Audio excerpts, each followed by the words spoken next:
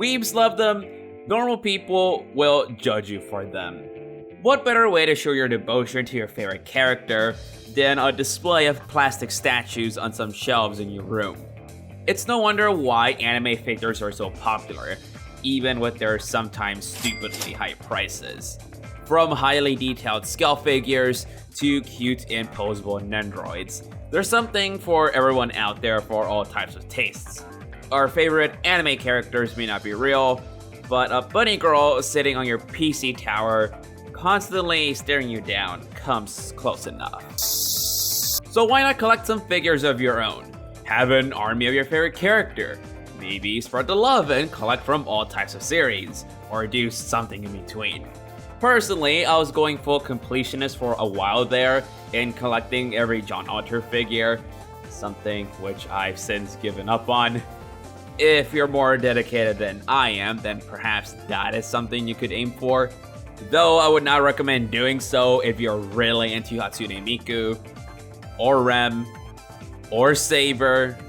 I've been figure collecting for about 6 years now, but it's not really a hobby I get to talk about all that often. So, as a thinly veiled excuse for me to show off some of my collection, I put together this video on figure collecting. You can think of it as a guide, but really, I just wanted an excuse to talk about anime figures on this channel. Not all anime figures are created equal, and as I alluded to earlier, they can come in all shapes and sizes. First, we have scale figures, defined by three main things: being large, detailed, and expensive.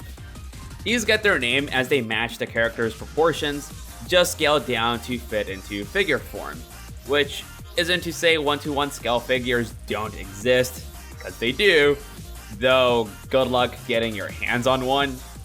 Scales typically come in 4 different sizes: 1/4, 1/6, 1/7, and 1/8, with 1/7 I would say being the most common size out there.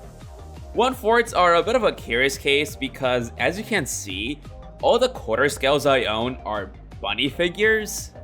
For whatever reason, quarter scales only seem to exist as bunny figures, so I hope you're into that. Personally, I love them a lot, but I know they aren't for everyone. You know, if you have bad taste. Some non-bunny quarter scales do exist, but they aren't as commonly made as their bunny counterparts. Depending on what company you're buying from, they can be safe for work, well, about as safe for work as a bunny figure can be, or full-on not safe for work, whose clothing you can remove if that's what you want. Speaking of, if you're in the market for said type of figure, but don't want them in a bunny outfit, they do come in other forms, but only as scale figures. Don't ever expect to see a Saki Nendoroid, for example, though we have come close surprisingly enough. As for how much these modern age works of art will set you back, that depends. Pricing can range based on how elaborate the figure is, or who is the company making them, but expect to pay upwards of $100. Some companies will make lesser quality figures for a cheaper price, while others are known for their great quality and detail at the cost of a larger price tag. Both of these 1/7 Maki figures are from the same company, Alter, which are often considered one of the best figure makers in the business. But of course, these were priced very differently, as one obviously has more going on than the other. I think the swimsuit one cost me like $90 pre-owned, while this gothic Lolita one was in the $150 to $170 range. Also, I really want to make a quick mention of this, but this Maki was my first ever scale figure and like 4th figure overall, and to this day would still be my favorite figure in my collection if it weren't for this Jalter, also made by Alter. Everything about it is perfect, and this little lamp even lights up, which I will show off if I get it working again. My only complaint is I wish the base were a darker color as opposed to white, but that's pretty much it. Alter may be goated. If you spend any time in the figure collecting community, you'll be hearing that a lot. But another company I've grown a fan of over the years is Kotobukiya. While Alter is on the more premium side, Kotobukiya provides more budget-friendly options. This Hilda made by them, despite it being a 1/8, so only slightly smaller than these 1/7s, was much cheaper, priced around the $80 range. At least, that was her original asking price. If you try to buy her now in the aftermarket, yeah, good luck with that. I am of course a big fan of their Pokemon figures and currently have Rosa pre-ordered, who got a re-release, so Hilda fans, you may be in luck with some patience. Regardless of how much you're willing to spend, most companies out there make quality stuff worth looking into, so you're usually safe when sticking to buying scale figures. Emphasis on usually. Companies like Bots and other brands I don't remember at the top of my head use alternative methods when making their figures, which make them more prone to breakage, so I would suggest staying away from them. Ultimately, I really enjoy scales and are far and away my favorite type of figure out there, a sentiment which I'm sure I share with a lot of figure collectors out there. I'm of the mindset that I would rather own one high quality figure than say 3 mid quality figures. They look the best, and for me, they're always the most exciting to open when they arrive in the mail. They can be expensive, but up to a certain point, I'd say they're worth the price. I have 4 figures on the table here: Maki, Nozomi, Stalking, and Junko. I want you to guess which 2 are not scale figures. I know they look similar, but pause the video if you'd like and see if you can figure it out. Or you're done guessing because I'm about to tell you. If you said Maki and Junko, you would be correct. Maki is a prize figure. Prize figures get their name as they are typically prizes from claw machines in Japan. You can later find them in the aftermarket at varying prices, but pretty much always way cheaper than a scale. This Maki I got at an anime convention for no more than $30 if I recall correctly. This figure honestly still surprises me with how well it looks for the price I got her for. Junko, on the other hand, is what is referred to as a non-scale figure. These are just like prize figures in terms of size and general quality, but you can buy like normal as with any other figure out there, as in being able to pull up to any figure site and pre-order one and such. They are basically the same thing, and most people interchangeably use either term. For simplicity, I'll just be referring to these as prize figures. If you're convinced that you want a scale figure of your own, but the budget options I mentioned are still too pricey, then prize figures are going to be your next best thing. I actually do not own any more prize figures outside those 2 and this Senyuhara, but just from these examples, you can tell that for the price you can get them for, you can still get a quality product. On the higher end, you have almost scale figure quality, while on the lower end, well, you get what you pay for. Having said that, this Junko is part of the pop-up parade line made by Good Smile Company, was a name you're gonna be seeing a lot when you get into figure collecting. Pop-up parades are in fact on the higher end price-wise for prize figures, but with Good Smile being the prolific figure makers that they are, constantly churning out products, it's bound for them to have a few hiccups once in a while. Case in point, this Eren Yeager pop-up parade speaks for itself. Prize figures won't typically look like officially licensed bootlegs, but this is proof they are out there, so just a heads up.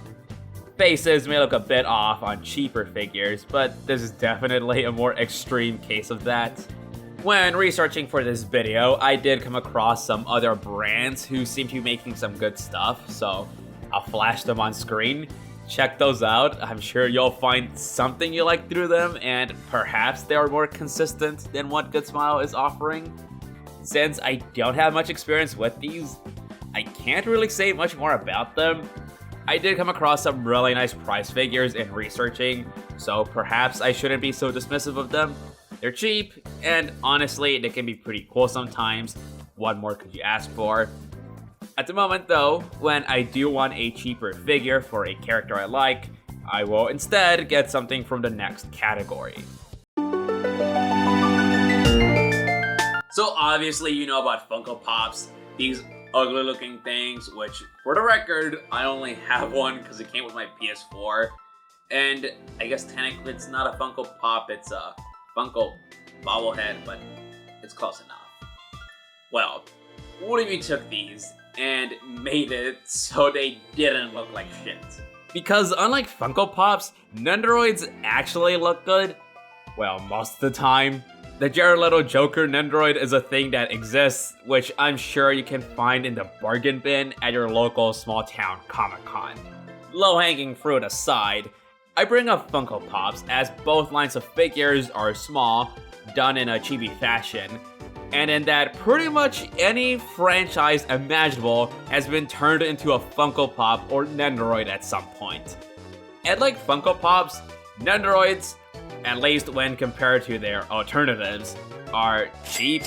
Big asterisk in that comparison though, because Nendoroids are still like 3 or 4 times as expensive as Funko Pops. Hell, even most prize figures are cheaper than Nendoroids, but you get the idea. These small things are customizable and always come with various faces you can swap out, arms and legs you can pose in different ways, and with some type of accessories too. If you get tired of one pose or expression, just swap it out for a different one, and it's kinda like having a new figure. Nendoroids are in fact my go-to recommendation to anyone looking into buying their first figure. I guess if I were more into collecting prize figures, I would recommend those instead, especially since those are even cheaper for the most part, but I'm a big fan of the Nendos chibi look. I just think it's cute. And honey! Another reason why I like Nendoroids, especially for a first-time collector, is they are pretty unassuming and don't take up much space. Like if you're in a dorm room or have an office and want something to add some more color to your desk, a Nendoroid won't be as flashy as having a whole ass scale figure sitting next to you, or even a prize figure.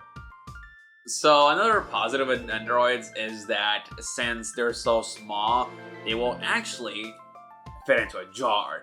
And the reason why you may want to put a Nendo into a jar is that if you take your lid here, you will actually prevent any dust from getting on the figure. Now you could do it for that, you could do it for display purposes, I don't know why else you want to put a figure into a jar, but hey, there you go. As far as negatives go, the big one is that sometimes they can fall over or pieces may fall off if you handle one too much. These, as with really any figure, are meant to be left alone and displayed rather than something to be used as a toy. But since these have small parts that may not always connect all too well, out of all the figures I will be going over, I would recommend touching these the least if you're not swapping parts on them. Which is ironic, as this is why I don't really bother swapping out pieces of my Nendoroids all too often, as it can be a hassle to do so. Good Smile can also sometimes be stingy with the amount of parts they include with a Nendoroid, which is to say not all Nendos are made equal. Something to watch out for and consider when you're debating between what Nendo to buy, as one may have more stuff included than the other. An odd experience I had, which seems appropriate to bring up here, is that really old ones seem to get sticky, and not because of jar-related reasons. I bought these Madoka Magica Nendos about 2 years ago, and as you can tell by their packaging, these are a bit older than most Nendos out there. When taking them out of their boxes, I felt they were kinda sticky, like when you take off a piece of tape or sticker that has been on something for a long time, and it leaves that sticky residue behind. It's kinda like that. More recently, it's worn off, but still something I wanted to mention.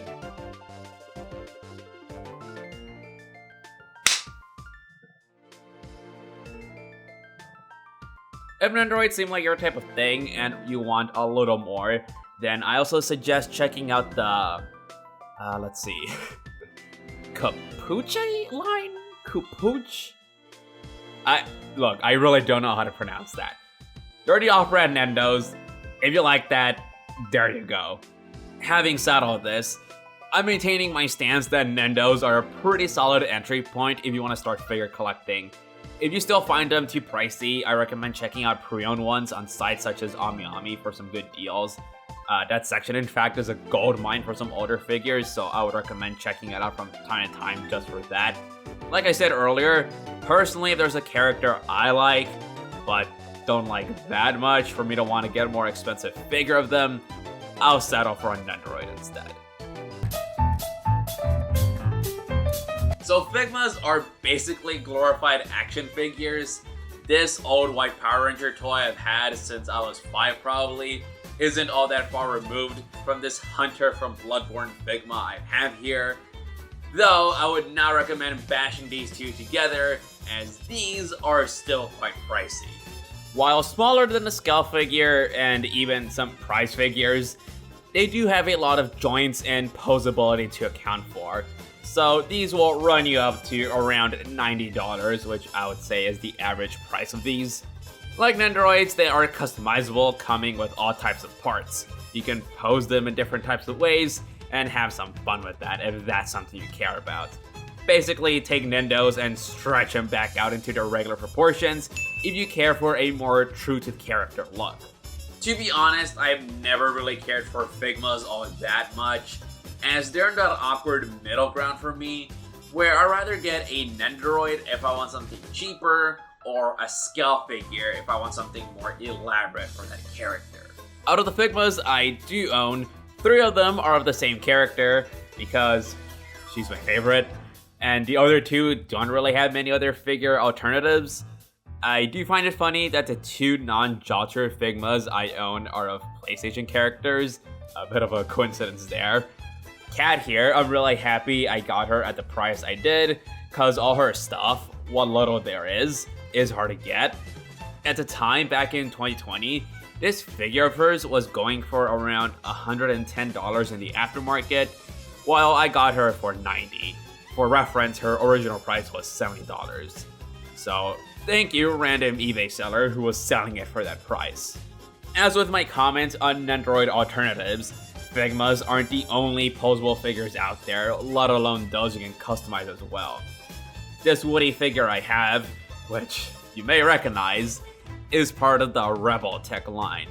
Besides Rebel Tech, which I'm only really familiar with thanks to this figure, there are SH Figure Arts, Play Arts Kai, and some more brands I will show on screen if I find any more notable examples. Not much else to say here, as these aren't really my favorite types of figures when it comes to my own tastes and what I like to collect. And again, these are basically action figures. Do I really need to explain action figures to you? No, I don't. The biggest selling point here, I'd say, is their posability, so if the thought of figure photography interests you, then you're bound to get some good mileage out of these. So I'm going to have to apologize a bit here, as I actually do not own any figures of this category, but what I do have is this bootleg Luigi figure my friend got me on a trip to Vietnam a couple years ago. Much like this bootleg Luigi, figures of this category are unlicensed / unofficial. It's not the companies who own these characters who then sell their license to figure companies to make official merchandise handling these, but instead fans and dedicated figure makers who have made it their job or hobby to make their own products. This does not mean there are bootlegs, which are made to make a quick buck and to imitate already existing figures. While those are low quality, these figures are anything but that. First, we have garage kits, which I came to learn about when I began to collect every Jotcher figure under the sun. I was very disappointed to find out this was a garage kit and not an actual figure I could go out and buy normally, since this is my favorite Craft Essence art in FGO. The great part about these, however, is that they come in unpainted parts. Putting it together is one thing, but having to paint it as well, yeah, that's asking too much from me, so I stayed clear from these as of now. Which is really sad, because there's a lot of nice garage kits made by talented artists out there. Maybe in the future I'll give it a go, because it would be nice to own at least one. If you do want to purchase one of these, you can find them on eBay, Mandarake, and Booth, which is a site dedicated to selling doujin goods, which garage kits would fall under. There's Wonder Festival, which is this event held in Japan focused entirely on garage kits. if you ever find yourself in Japan when one of these is going on. Due to their limited production, it can be hard to find a kit for yourself, especially if it's been several years since it was released.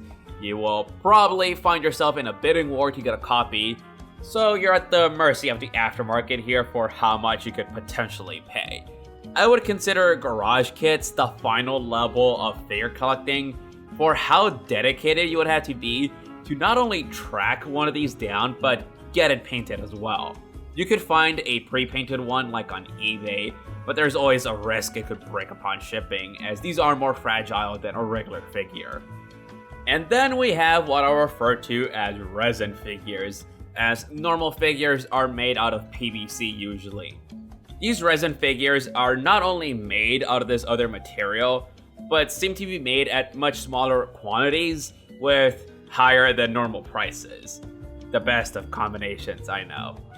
These are basically scale figures, so everything I said earlier applies here more or less, but I'm classifying them separately as you can't buy them from a normal anime figure website. There are dedicated websites like Faber GK or GK Figure, which sell nothing but these resin statues. A couple months ago, as of me making this video, this Tifa 1/4 was trending online, which is my way of saying that if you do want a spicier figure for characters that would otherwise never get something does not safe for work, resin figures are your friend. And for the man lovers out there, here's Thanos also doing the Jacko pose. Resins are honestly some of the best looking figures I've ever seen. I'm especially a big fan of those Pokemon ones Favorite GK has, but their hefty price tags are a turnoff, and much like garage kits, I would only recommend these to the most dedicated of collectors, especially because of their price. If you do want to get your hands on one of these, or even garage kits, keep in mind all I've said here. If any more experienced collectors watch this, please feel free to correct me, as everything I've said here is based on what I've gathered online and not first-hand experience. This is a side of figure collecting I've never gone too far into, so I hope I got it mostly right at least.